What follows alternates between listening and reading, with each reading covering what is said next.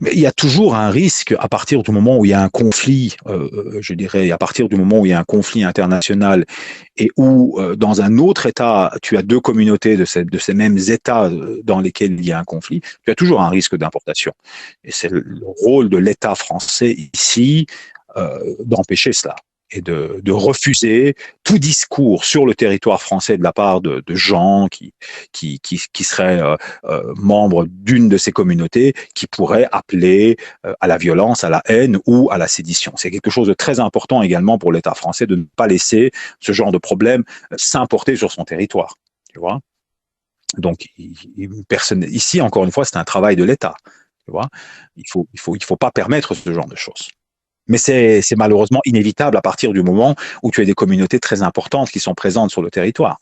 Tu vois, comme on a pu le voir avec le conflit entre l'Azerbaïdjan et l'Arménie. Par exemple, ici à Bruxelles, on a une grande communauté arménienne et des manifestations assez systématiques d'Arméniens.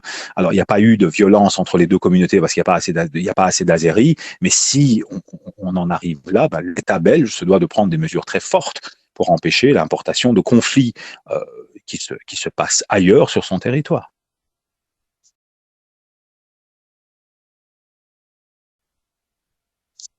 Premièrement, en interdisant toute forme de manifestation, c'est-à-dire que les gens n'ont pas à manifester pour des conflits qui se passent à 3000, 4000 kilomètres, tu vois.